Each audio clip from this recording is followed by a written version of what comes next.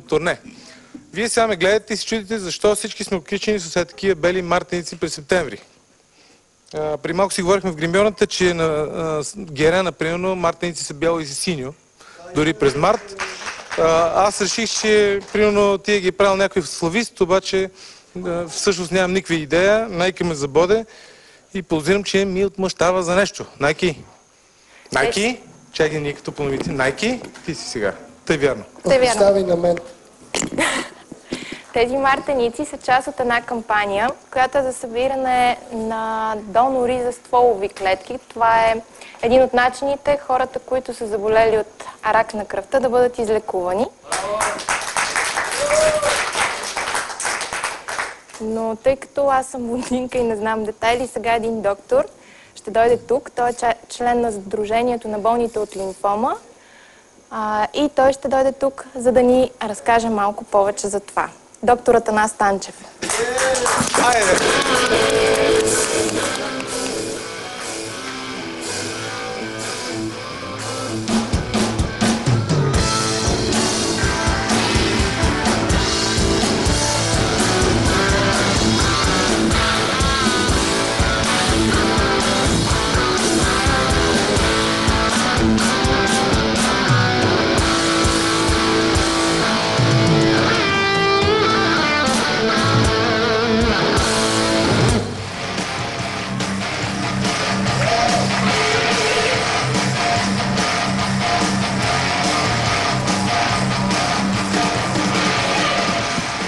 Здрасти, добре дошъл при нас. Здравей, добър вечер на всички. Никаква котка няма да ми вземе китарата. Къде отиде тази котка? Тия котараци и тъгнаха, аз знам какво стана. Котката май от гримьорната.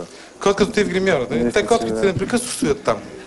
Но други виките са дошли, ето тук с нещо подобно на мишка. Така че котката най-вероятно ще дойде да го изяде това. Как се чувстваш при нас? Ами, добре. Кажи ни сега за белите мартеници, кажи ни какво е лимфом. След такова изпълнение по-добре беше да раздавате бирата и да не си говорим за болести, ама като сме тук, ами това е символ на тази годишната кампания, която организира Сдружението за поощряване на дарителството на периферни стволови клетки.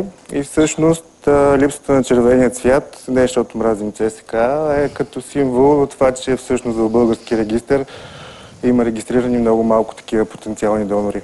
Какво би трябвало да направят донорите? Въобще какво става, когато отидем и дадем кръв? Ами, всъщност процедурата е няколко етапа.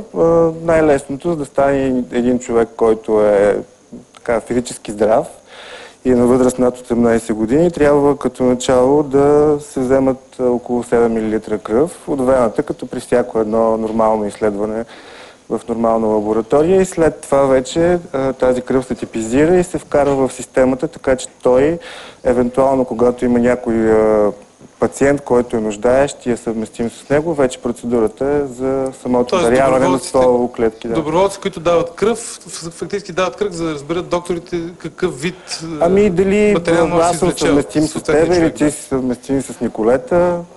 Добре, да не обясняваме какво е лимфом или да обясним? Ами, въпреки, че кампанията минава под шапката на Сдружението на пациентите с лимфом, всъщност чрез трансплантация на периферни стволови клетки се лекуват доста различни заболявания, освен лимфома. Така че идеята беше с разширяването на българския регистър, евентуално все повече хора да имат шанс за излекуване. Как търсите хора, които да дарят кръв? Ами, кампанията тръгна на 15 септември, който е Световният ден на лимфома. Всъщност 5000 такива мартеници ще бъдат разпратени на различни университети, институти, фирми.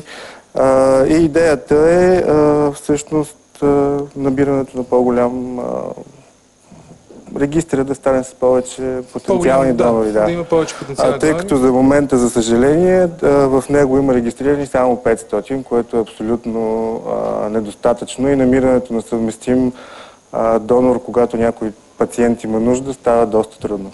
Как може човек да стане донор?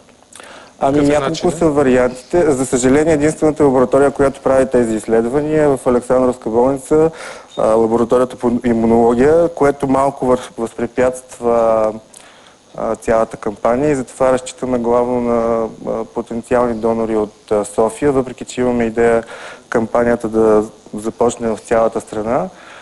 Така че трябва да се обадят в лабораторията или направо в работно време от 8 до 11, да отидат в лабораторията на Александровска болница и да дадат кръв след подписване на информирано съгласие. Това отнема около 10 на минути 15. Но пак да понесем, че това не е просто даване на кръв, която някой, примерно, го блъсне нещо да определят кръв. Това е кръв, в която Значи търсиме... взема се кръв, която се изследва, така че да се определи даден този човек дали е съвместим като показатели с някой пациент.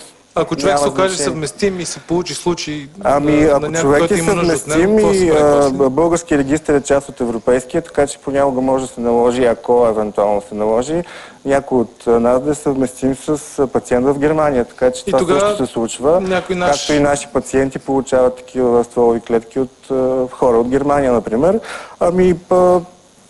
Тъй като периферните стволови клетки затова са периферни, за разлика от преди, когато се е дупчил таза, за да се вземе костен мозък, сега се включва на една система към апарат, който всъщност обира стволовите клетки за около 2 часа и това е цялата манипулация. Супер! Мерси много за информацията. Това със сигурност трябва да се случи.